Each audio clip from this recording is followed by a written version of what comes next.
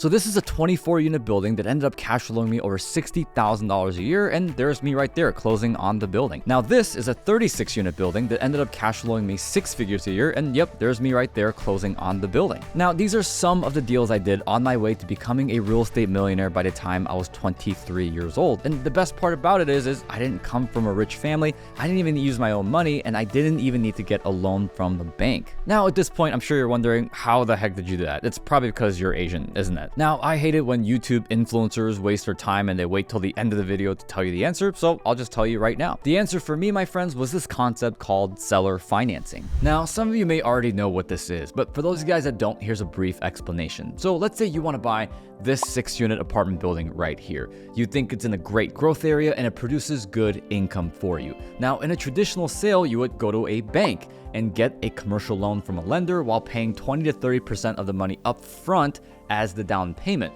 So then you utilize the leverage from the bank here to acquire this building. Now, unfortunately for me, that option wasn't available at the time, as I was in my late teens when I first started investing in real estate with no credit and a negative balance in my bank account. But I was able to buy big apartment buildings as big as the ones you saw in the beginning of the video through seller financing, which, if we go back to the example with the 6-unit, but this time we're buying it through seller financing. In this case, instead of us getting our loan from the bank, we would actually be getting our loan from the seller. And instead of getting terms from the banks we can control, the seller and the buyer actually have the freedom to create their own terms. And because of this, we'd be able to negotiate less money up front as opposed to paying a guaranteed 20 to 30% in down payment working with the bank. Meaning that we could potentially acquire a great income producing rental property for just a fraction of what we would pay in a traditional sale. And believe it or not, depending on the scenario, the seller would actually end up making more money as well by doing this. A couple examples could be making money as the bank off the interest while getting a consistent guaranteed check every month without doing any of the work, on top of potential deference or savings on taxes. And by the way, if you're wondering how that may work, well, that might just be a video for another day. Now, a lot of people say that seller financing is too difficult and it's just very hard to do today. And well, that might be true for them, but not for me, at least not the way that I do it, which leads me to talk about how I found these deals even in the first place. Now, before I continue, let me preface this with saying that there's a lot of people out there on this platform saying that owner financing is impossible, you just can't find them anymore, and overall it's just very difficult to pull off. And yes, it is if you're specifically looking for owner financing deals, but between me and you, that's how amateurs find deals. They look and focus on properties while spending countless hours scrolling through platforms like Zillow, LoopNet, Redfin, or any other public platform. So here's my advice.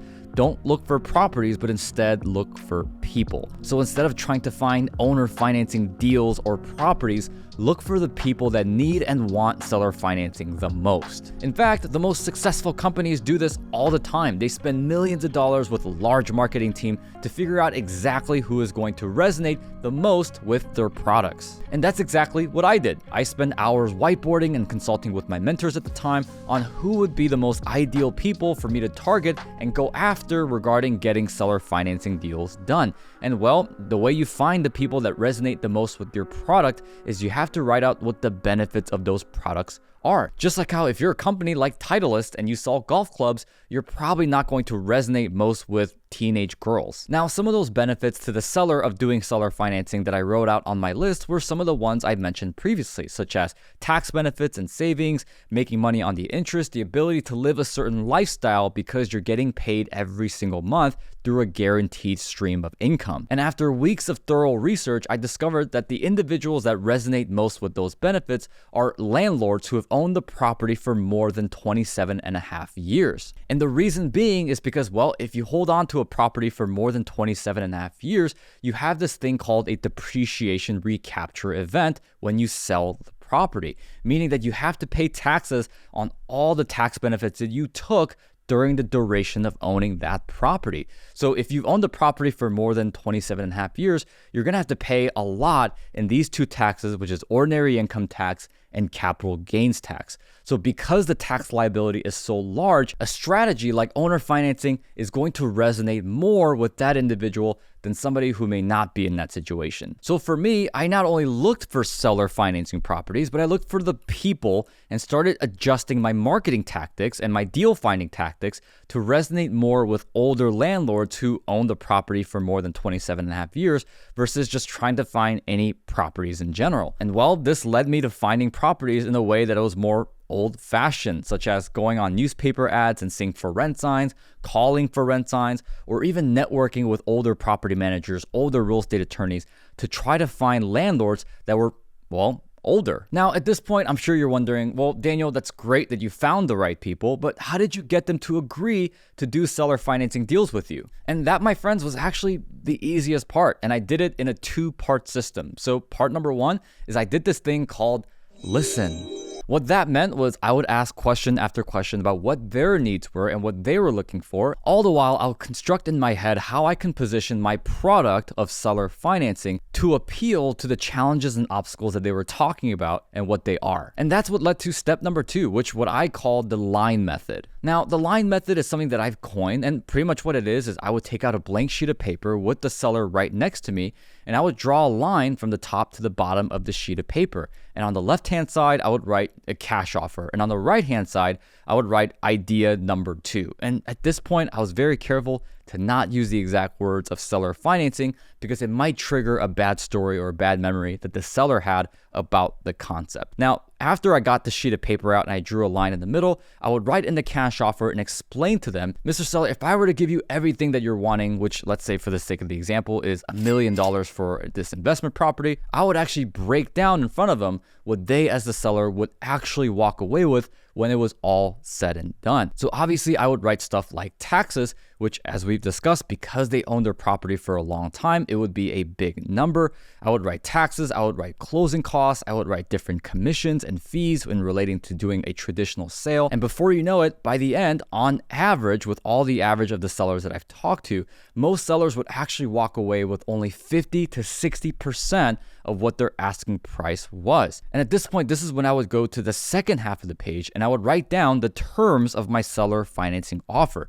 So I would say something along the lines of, well, Mr. Seller, if I gave you $1 million, which I'm more likely to do through this option because I'm not tying up as much cash in the other one, I could give you 15% upfront. I can give you 4% interest as an incentive for you doing this, and we could do it over a 30-year span. The payment with all those terms to you every single month will be $4,058. And the beautiful part about it is after it's all said and done, you're actually getting paid significantly more than $1 million at the end of that 30 years, which would actually be almost $1.5 million. So compared to a traditional sale where you're only walking away with 50 to 60%, which in this case with the purchase price of $1 million would be $500,000 to $600,000, versus on this side, if you were to take my offer, which is seller financing at the end of the day, you would walk away with $1.5 million, tripling the amount that you would get on this side right here. And at this point, I would say nothing and just let them choose.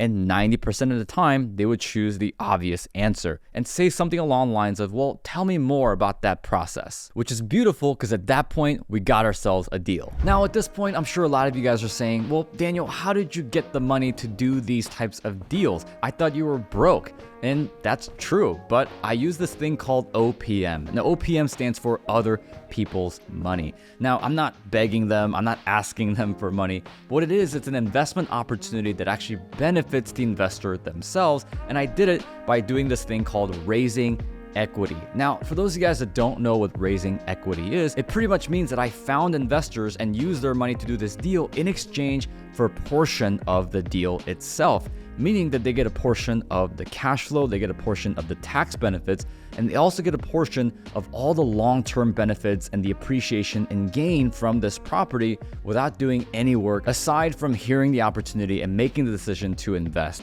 in it. Now, of course, a lot of people might be asking, well, how did you find these people? And for me, the way I found it was exactly how I found these sellers that were willing to do seller financing. I made a list of all the good things and benefits that come to the investor as a result in investing in these types of deals that I was doing, and I would try to find individuals that resonate the most with these types of benefits. So, for example, the seller financing long-term apartment deals that I was doing, well, some of the main benefits were long-term wealth creation, but especially tax benefits and tax savings. So when I tried to find specific individuals that would relate and resonate most with those benefits, the names, the occupations, and groups of people that would come up over and over and over again through different conversations and research were either business owners or doctors who were both looking for massive tax savings to help them with their income. So my next steps were to find networking events or even meetup groups that would include a lot of high-level medical professionals, doctors, physicians, and also business owners. And sure enough, after 3 to 6 months of attending a different meetup every single week, I would periodically meet individuals that were interested in investing their money for portions of my deal. And that, my friends, is how I found the money to do these deals, negotiated them for seller financing, and also how I found these deals in particular. And at that point, it was just rinsing and repeating deal after deal after deal until I became a millionaire in real estate by the time I was 23 years old. Now, there's a lot of things that I could have gone way deeper in, especially when it comes to raising capital or finding these deals or even seller financing. Now, as a gift to you, I want to direct you to another YouTube video that I did that's a little longer than this one that dives deeper into seller financing, what it is and how to negotiate for it. And I actually talk about the line method in more detail in that video. So click on anywhere on the screen to find that video. And if you want to learn more information like this, in fact, another video that we're going to come out with soon is answering the question, well, how do I do this in 2024? All the stuff that we talked about in this video. So if you want to check out videos like that, then please subscribe to our YouTube channel for more information. So until next time, I'll see you guys in the next one.